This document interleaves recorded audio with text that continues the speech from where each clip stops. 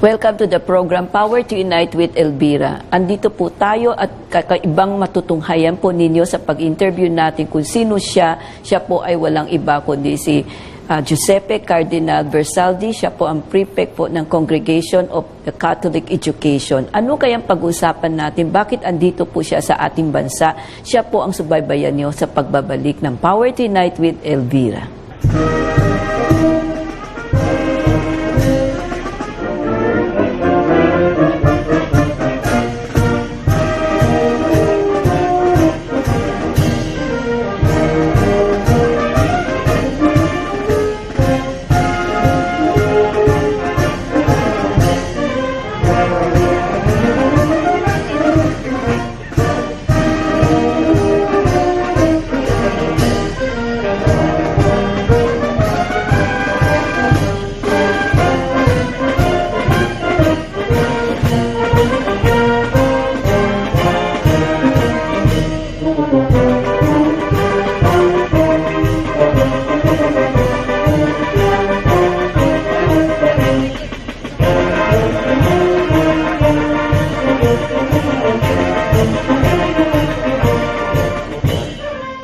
Eminence, thank you so much for agreeing to be interviewed. I know you have a very busy schedule when you arrived in Manila. But first, I would like to know, who influenced you to become a priest? Especially my family, because I entered into the minor seminar at 11 years old, but there were two previous episodes which I consider very meaningful, even though are very personal. The first episode was recalled me by my mother, because when I was born, the assistant of my birth, at my mother's birth, immediately I saw my hands. My mother told me that she exclaimed, "These are priest hands." Oh, I see. Okay. The second episode, I remember very well in this case, was when I began my elementary school, primary school at 7 years old, and as was used in our schools, the teacher was a woman, yes, asked each of us, "What do you want to do when you will be adult?" Yes. And I remember very well, it was the first to answer, say without any hesitation, "I would like to be a priest."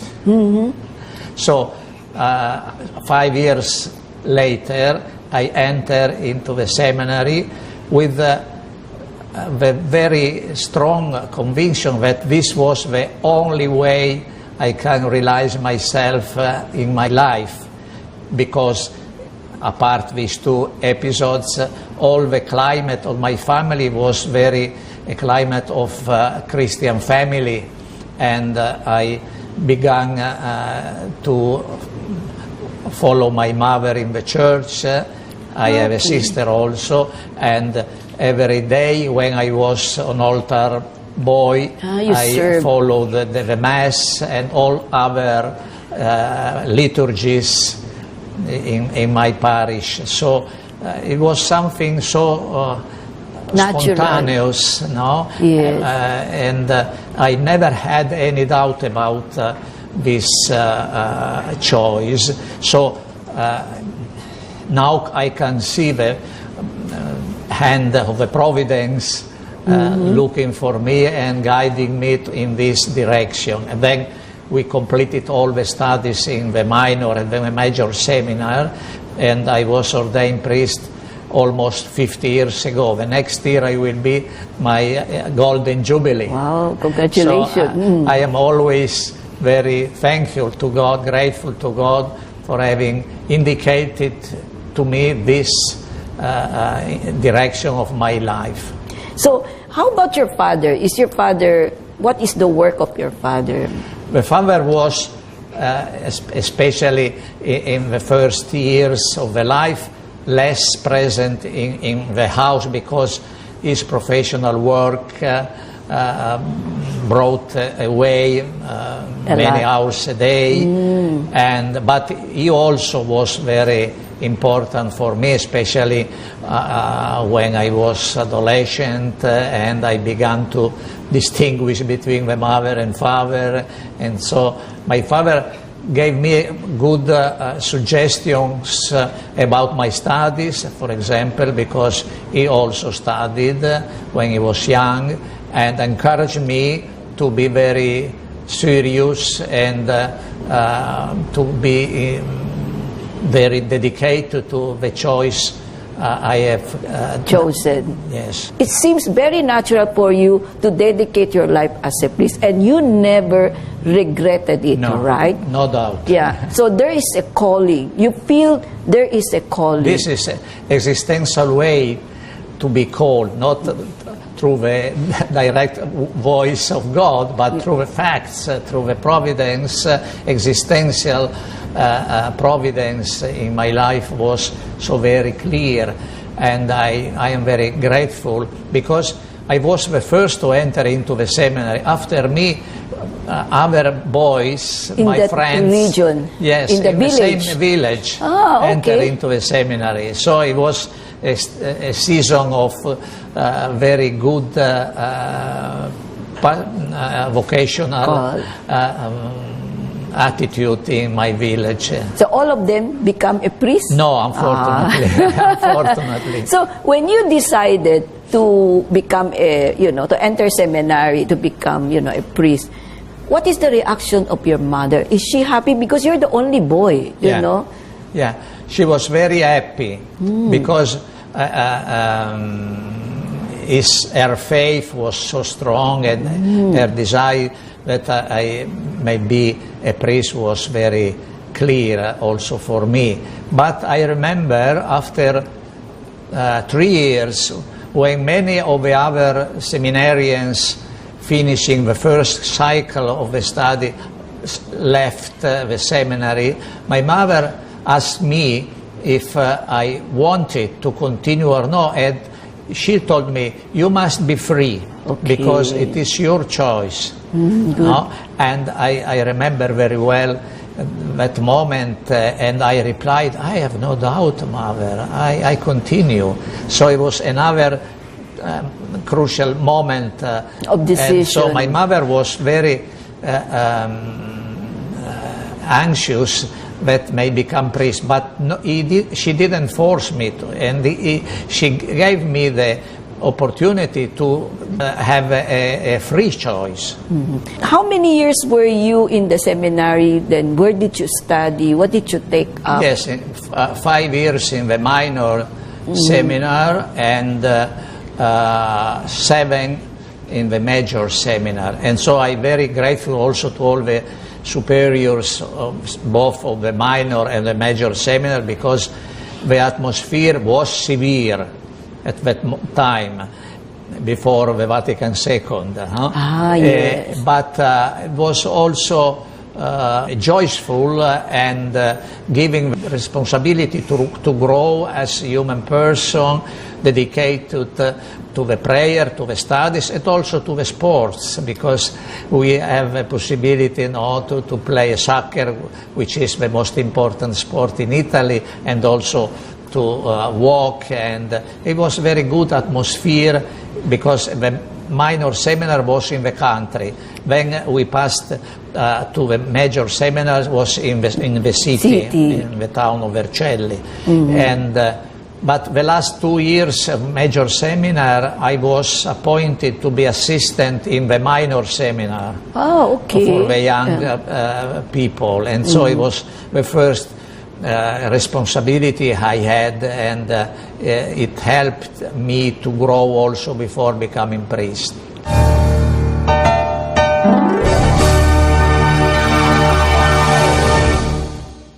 Ako po si Johnny Gomez ng SOS, Serbisyo Ora Mismo Sigurado. Manood po kayo dito sa ating malayang talakayan, dito sa ating masiglang usapan.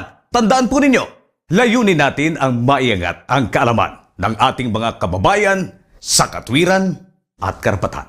Nationwide and worldwide, mapapanood at mapakikinggan sa DZRJ 8:10 AM ang Radyo Bandido TV. Watch and listen to SOS, 𝗘𝗶𝘄𝗲𝗿, Monday to Friday from 2 p.m. to 4 p.m. Airing on Sky Cable Channel 224 and on all DTT boxes. Simulcasting online on Facebook and YouTube. Listen and watch on your mobile devices. Just search DZRJ Radio Bandido.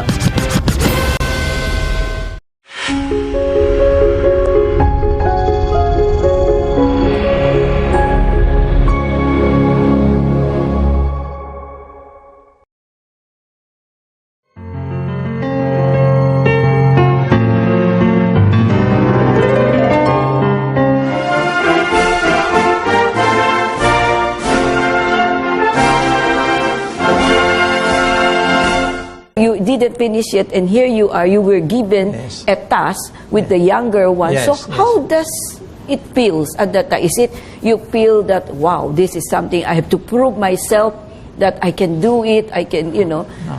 I took it as another call to take this responsibility, and I did it joyfully and with some difficulties, but we were not alone. We were in the team of formation, and so it was an experience protected and not just left to ourselves. And so I became priest immediately after the Vatican II.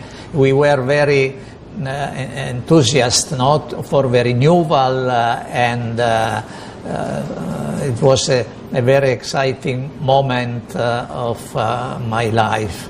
Yeah, because you were the first to witness the Vatican II changes, you know. Yes. It was not easy because before us, the role of a young priest was very clear what to do, no? But in those years, immediately after the Vatican II, as you know, many things change, so we have to experience new attitude, new approach also to the very difficult situation, because it at that time began the contestation, the cultural revolution, and it was a very difficult time.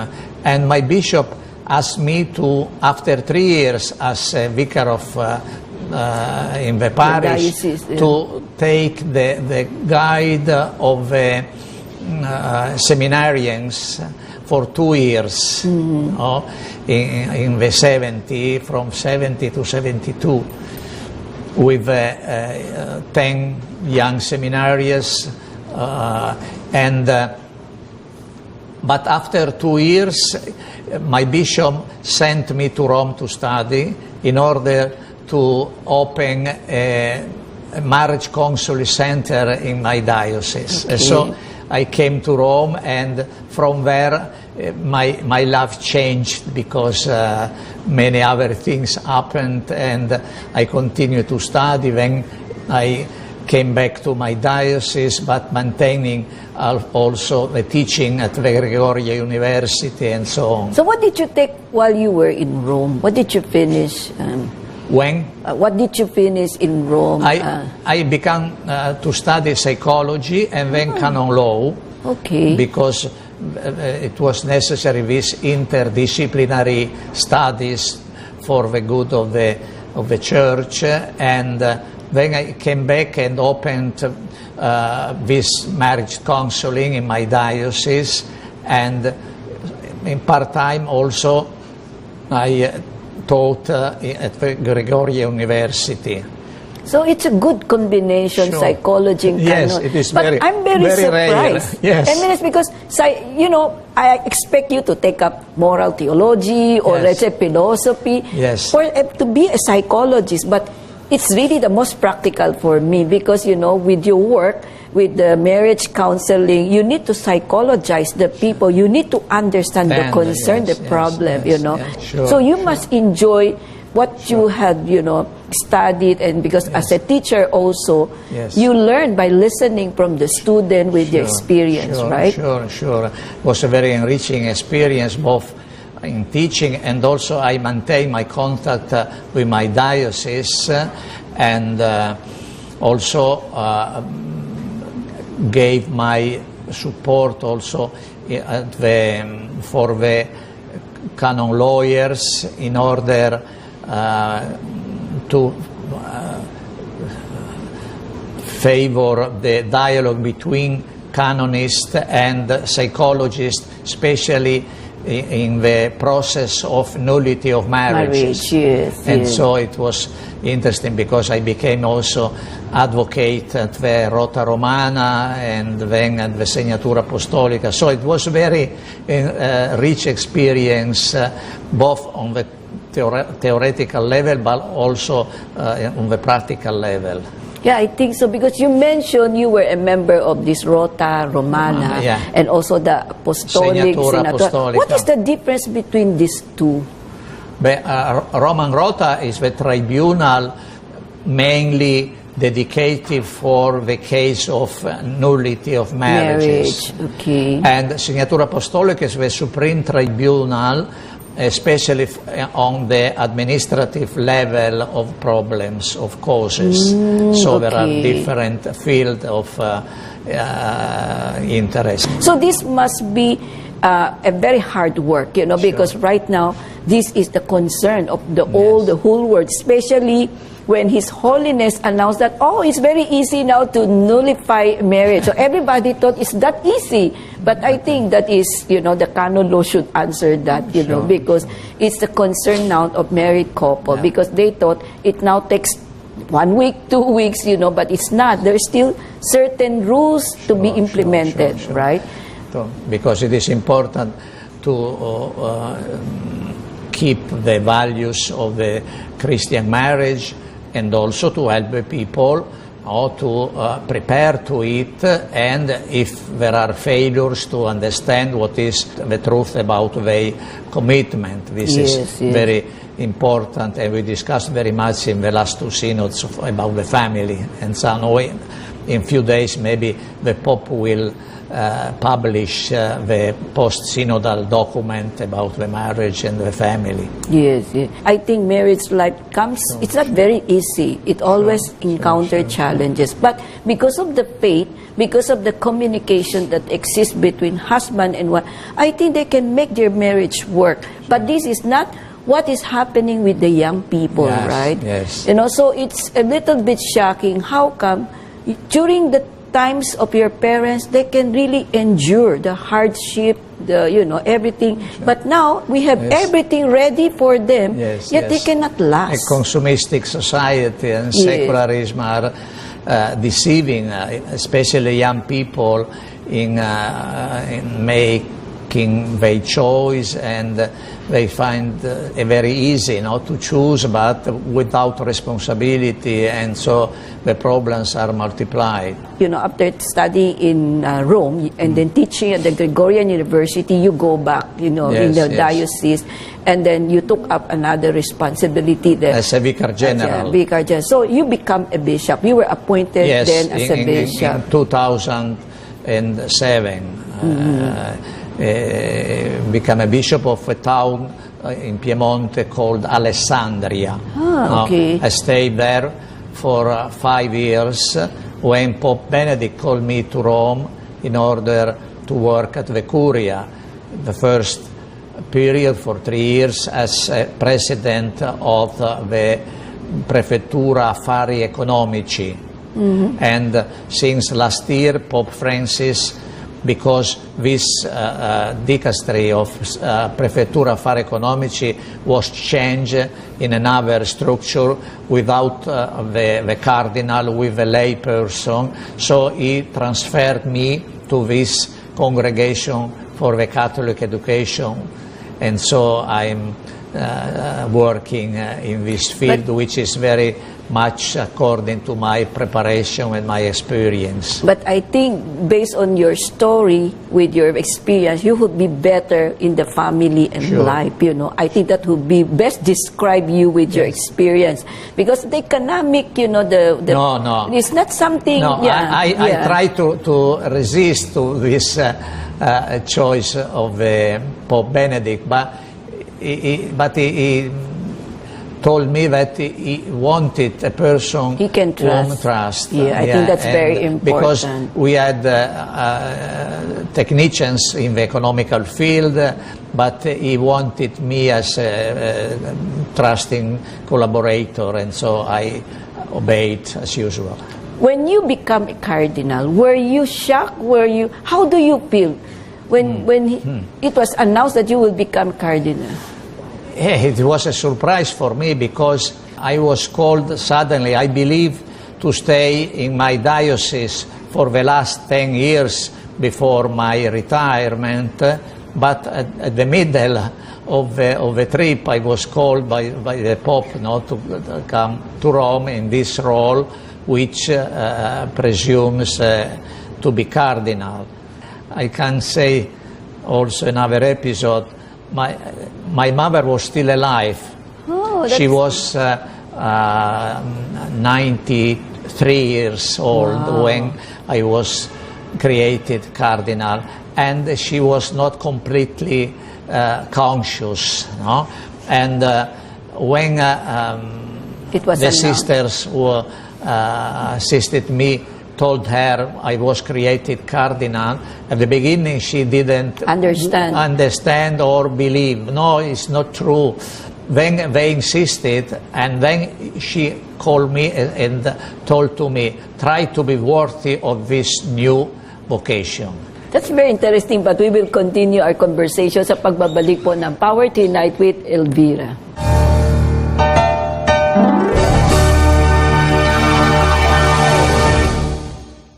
Ito po ang inyong kaibigan Jimmy Morato, nag-aanyaya sa inyo sa inyong palatuntunang 𝗄𝗶𝘃𝗵 Baby. Dito pa rin sa inyong paboritong AM station sa buong Philippines at sa buong mundo, DZRJ 810 AM Radyo Bandido TV. Watch and listen to 𝗄𝗶𝘃𝗵 Baby, Monday to Friday from 4 p.m. to 5 p.m. Airing on Sky Cable Channel 224 and on all DTT boxes. Simulcasting online on Facebook and YouTube. Listen and watch on your mobile devices. Just search DZRJ Radio Bandido.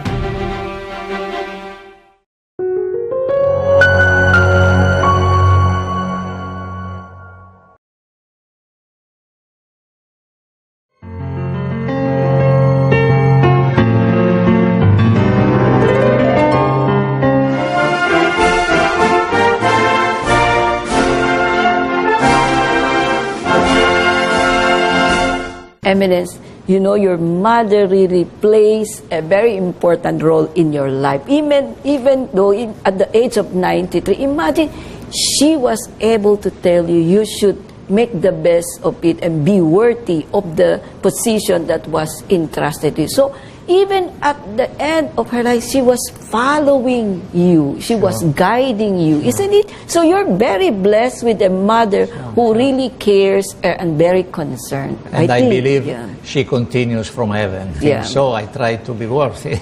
Yeah, you always remember what she said, right? Sure. Oh, certainly, because it was one of the last sentences she was able to tell me, and so because after a few months she died, and so as usual the last words are unforgettable. It's just beautiful, you know, your story with a mother who really cares until the end of her life, you know, and that helps you a lot, you know. It's very inspiring. Yes, I am very grateful to God for this experience of my family, of my mother, and all the other people who helped me to grow as a human being, as a Christian, as a priest, and then also other figures in my lives who were important.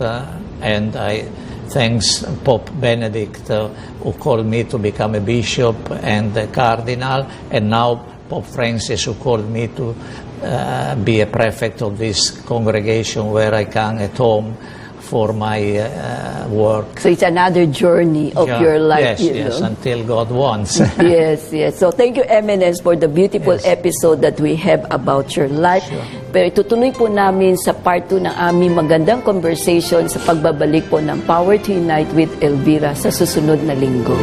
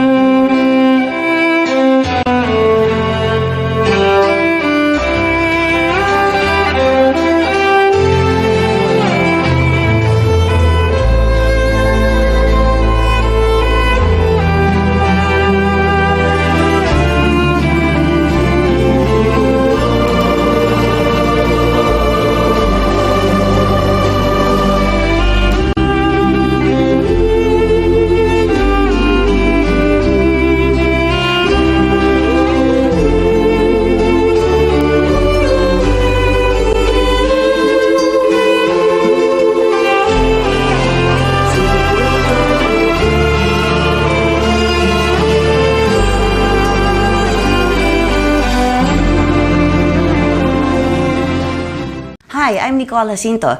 Join us on Healthline with 𝗏𝗏𝗏 as we discuss the latest health and medical topics with doctors from 𝗏𝗏𝗏. For a healthier and uplifting lifestyle, tune into Healthline with 𝗏𝗏𝗏 on DZRJ 8:10 a.m. Radio Bandido TV. You've got questions, we've got answers. Watch and listen to Healthline with 𝗏𝗏𝗏 every Monday from 5 p.m. to 6:30 p.m. Airing on Sky Cable Channel 224 and on all DTT boxes. Simulcasting online on Facebook and YouTube. Listen and watch on your mobile devices. Just search DZRJ Radio Bandido.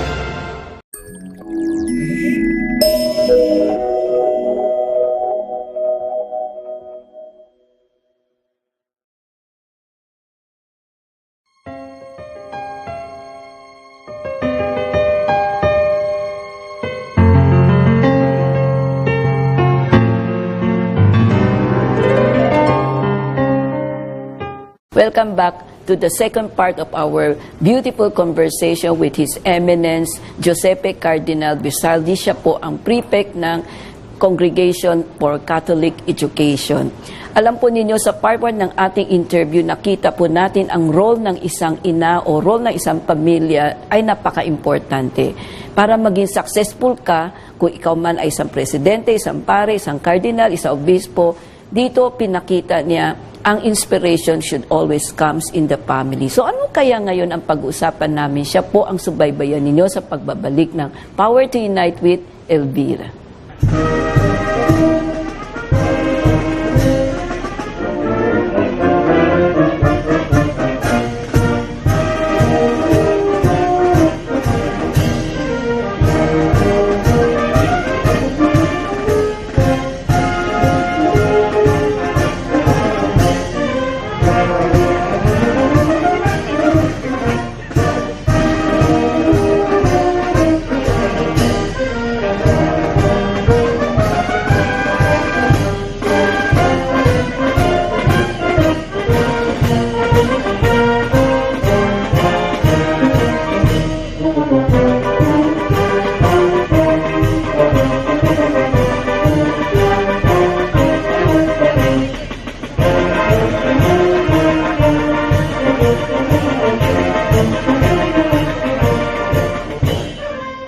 Eminence, thank you so much for agreeing to continue, our enlightening conversation about your life, about your family. And there is no doubt the role of a parent, especially the mother, plays a very important part in everyone's life, Here, it's very evident, the support, the moral guidance, is very evident, And what is so nice with your mom is that she understands.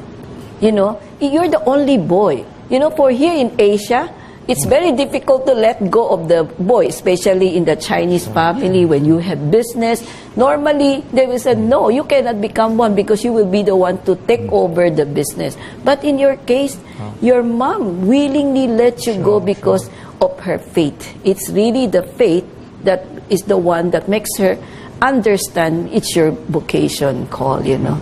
So, when you were, you know, become a cardinal, you know, then you know already that the economic affair is not really more up your line. But when Pope Francis, His Holiness Pope Francis, calls you to take church's higher education, so you feel this is more what you like. You have been appointed, I think, a year ago, right? Yeah. Yes. I think. The 31st of March of last year. So it's going to be 1 year yeah, already, yes. So as prefect for the Congregation for Catholic Education, is not really something that you have been used to because your experience is so different, you know. Yes. So how do you see the challenges that you will encounter here? And I'm sure this is your first trip also in Asia, right? Sure. As a prefect, yes. When I entered into this new role, Yes. I was at home about the matter to be treated, but I wanted to learn how the dynamic of my work was in this case, and I had the fortune to have a good collaborators, the secretary, subsecretary, and many collaborators, also one from Philippines.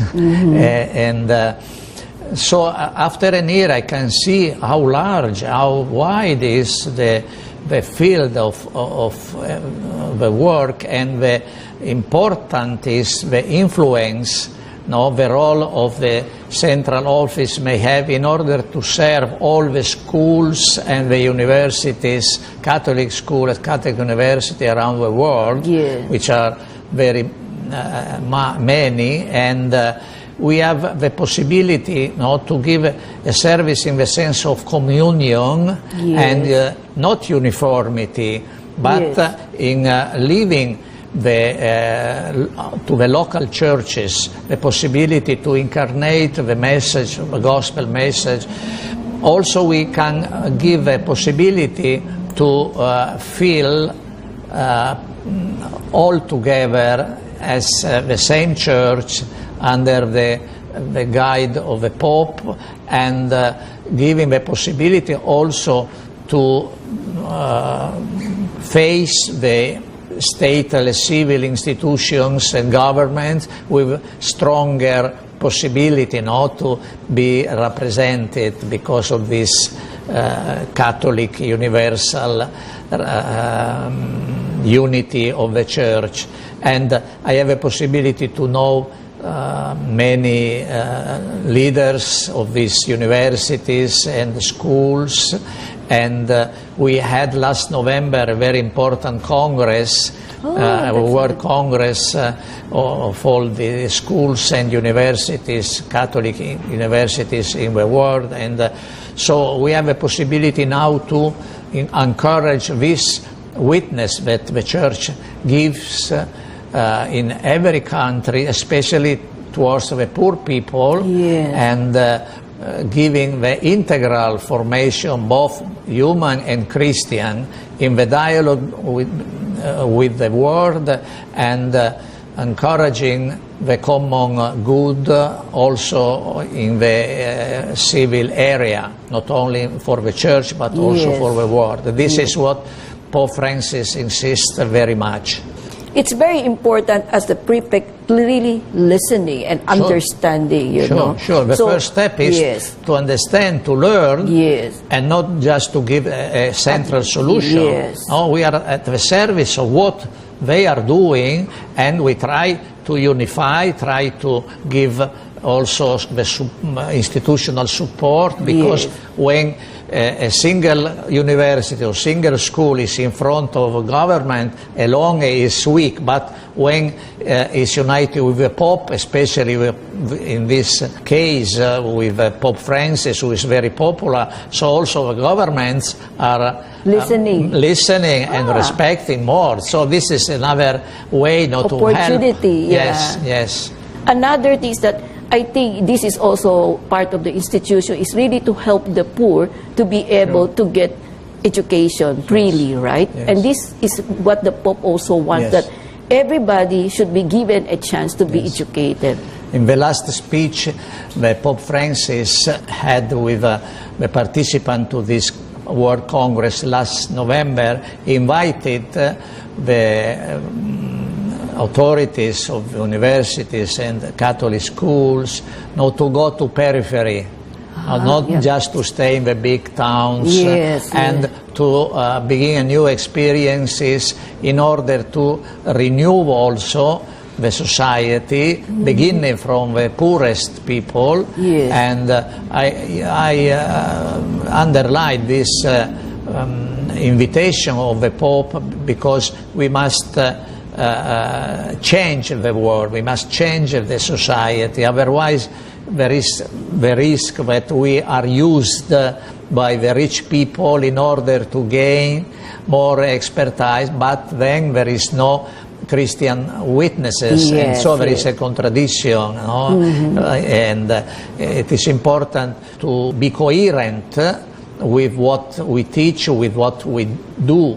To pretend also that the Catholic people involved in these institutions have the same responsibility, otherwise we work but without Christian fruits. This is an important step, and we try to convince also, we now also in our congregation try to build up a foundation in order to support also economically these possibilities, scholarship and other help for the poor people.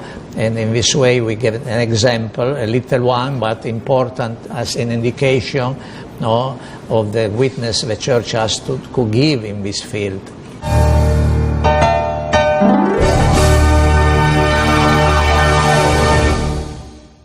Ako po si Bernard Tan, ang kakampi sa katotohanan at katarungan, ang kakampi ng mga OFWs. Samahan niyo po ako dito sa DZRJ 8:10 AM sa Radyo Bandido TV, at syempre sama-sama po nating labanan ng mali at ipaglaban ang tama. Watch and listen to Kakampi, Monday to Friday from 9 p.m. to 10 p.m. Airing on Sky Cable Channel 224 and on all DTT boxes. Simulcasting online on Facebook and YouTube. Listen and watch on your mobile devices. Just search DZRJ Radio Bandido.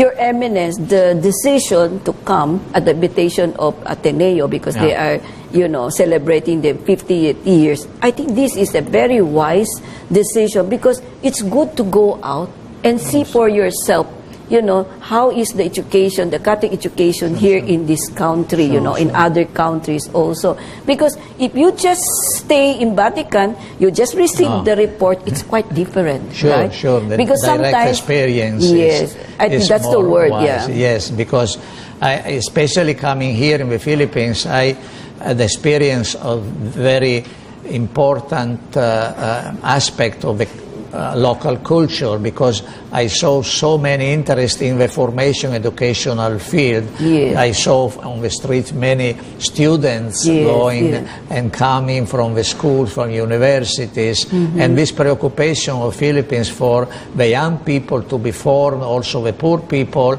is a very good sign, very good example for other nations also. Yes.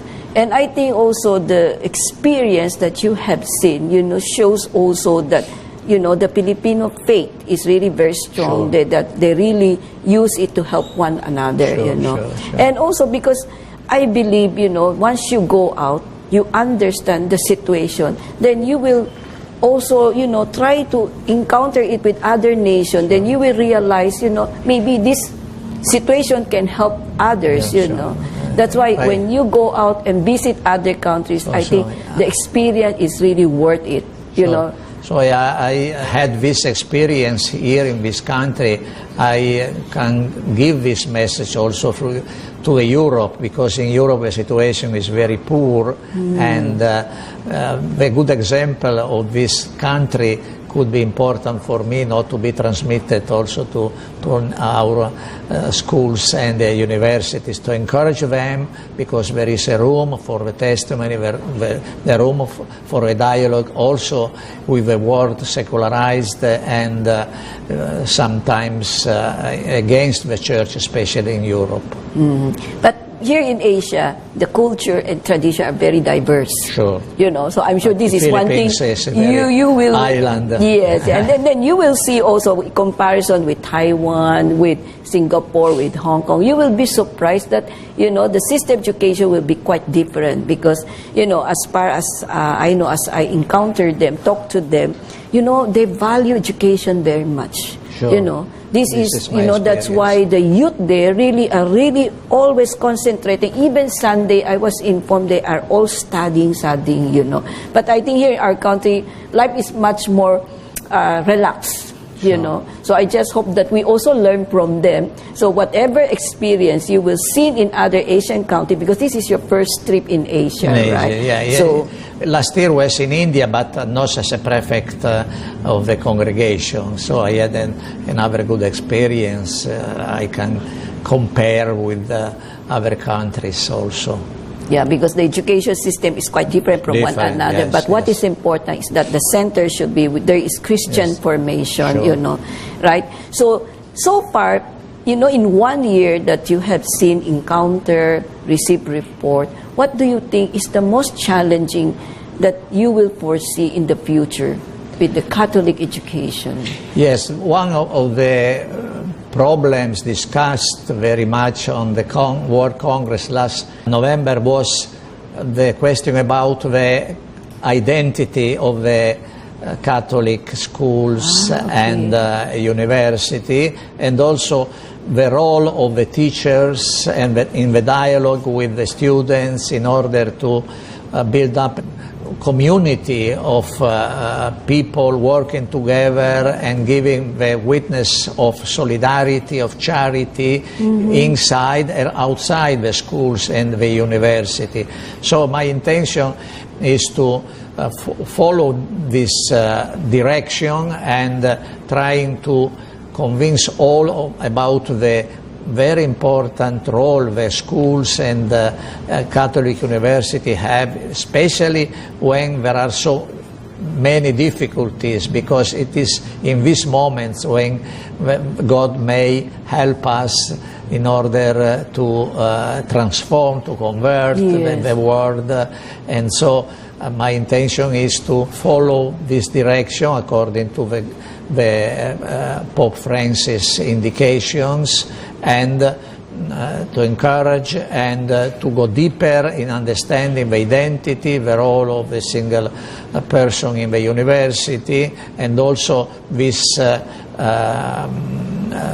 tendency not to go to the periphery in order to experience, to experiment new ways in order to help the people. I always heard from other priests, not only in our country but in other Asian countries, they always said the problem with Vatican is that they don't listen to us.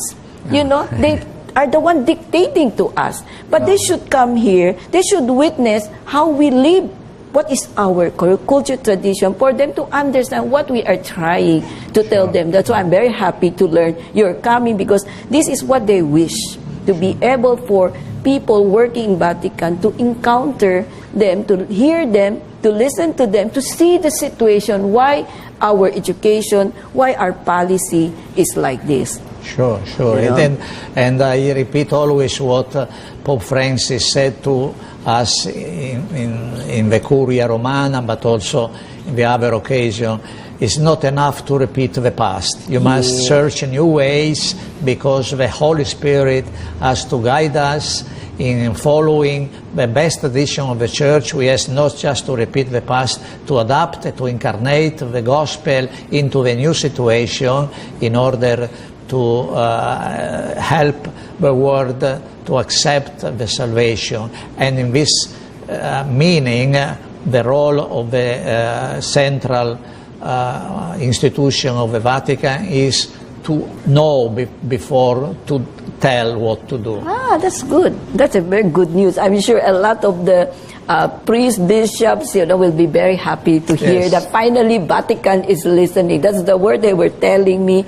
We hope they are listening to us, We listen. So, and I think that's very good. So we see the face of the Church now in Vatican is changing. Yes, so there's so much hope, and there's hope. It's just like Vatican II when it was introduced, it's difficult to understand, but you see, it's also helping a lot. And I think this is a very good news that once people, listen and understand, they will have put so much hope, and they would really welcome you to visit them.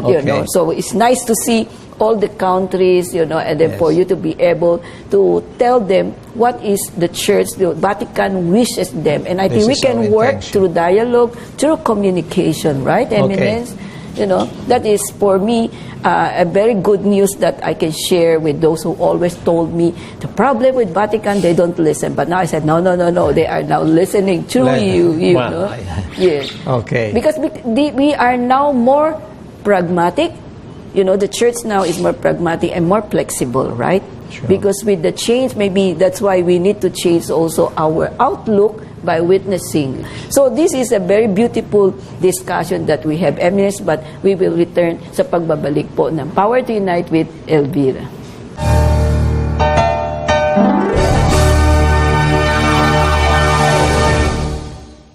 Hello everyone, for those who are always tuning in and listening to DCRJ 810 AM Radio Bandido TV, here I am again, once again inviting you to watch and to listen also to Power to Unite with Elvira every Saturday from 5 to 6:30 p.m.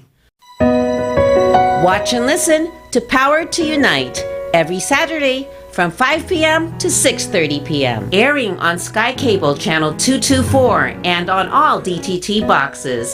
Simulcasting online on Facebook and YouTube.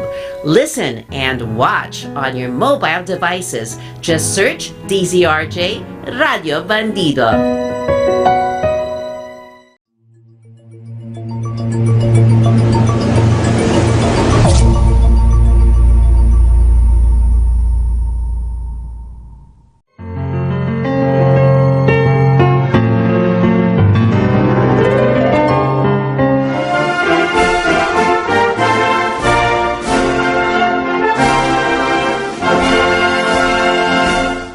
Eminence. So it was really very enlightening, the conversation that we have during the last week and this week. And I'm also learning a lot, that I'm so happy to learn Vatican now is listening, and they were able to see the real needs of each country, And since you have been here in Manila for almost a week, right? You have been to Cebu, to Manila, so you more or less, even though it's not 100%, you know how the education works here, but at least you have an idea, because you meet the people, you meet the student, you meet the hierarchy. So what will be your message to the Filipino people?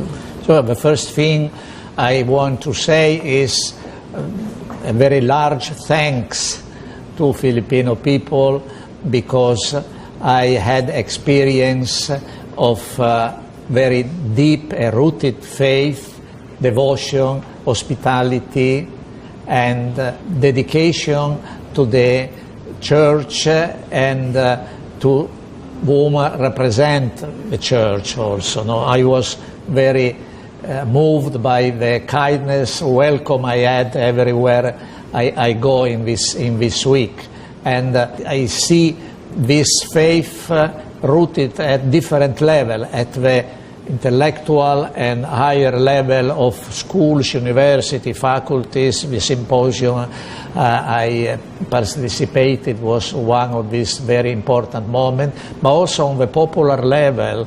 I was maybe very moved when I celebrated the Mass at the shrine of Santo Niño, yes. To see all the people very devout, singing, praying, and staying in very devout attitude towards Santo Niño. So thanks very much, because I was enriched by this witness I received. And the second word is a promise to bring back to Europe this example of the country where it's possible to live faith together with the modern society, when it's also progressing at the economical level and the social level and the educational level. And so there is a very good example of how it's possible also in our modern and postmodern time to combine faith and reason, the distinction between the state and the church, but in collaboration in order to achieve a common good for the people, both believers and non-believers. But this is a good example. And the third thing is a petition to pray for me, to pray for us. We work in the Curia Romana to be able to follow the reform that Pope Francis, but already our popes, especially Benedict XVI, began, in order to be at the service of the Church in the charity and the unity of this universality of the Catholic Church. And I think that the people who pray so much may reserve also for us some prayers in order to be faithful to our vocation. Napakaganda po ng sharing ni His Eminence Giuseppe Cardinal Versaldi, kung saan po na pagdalaw niya dito sa atin, napaka-impress ang kanyang nakuha sa atin tungkol sa ating pananampalataya. At dito, humingi din siya ng prayers. Dito natin nakikita na witness nila kung paano tayo na very devoted to our faith, but still nakita nila na pwede pala tayo maging ehemplo. So this is a big challenge to our country, to our people, that that we are so blessed with our faith that we should really strengthen it more. And whatever he has seen, he said he's bringing it to other European country or maybe to other Asian, African country. But what is important is that, that all of us should really, try to take hold of our faith, keep it, safeguard it, and be proud of it. We should always put hope above all and put Jesus into our heart and mind, because people now are watching our country. With the success of the 51st International Eucharistic Congress, and now with His Eminence visit, there is no doubt, that we are now becoming the new evangelizer without our feeling it. So this is a big challenge to our country with the election that is coming in. Choose the right person to lead us. That is the message, and there is so much hope with God as long as we put our faith above all. Sana nagustuhan po ninyo aming episode. Hanggang sa muli dito po sa programa ng Power Tonight with Elvira.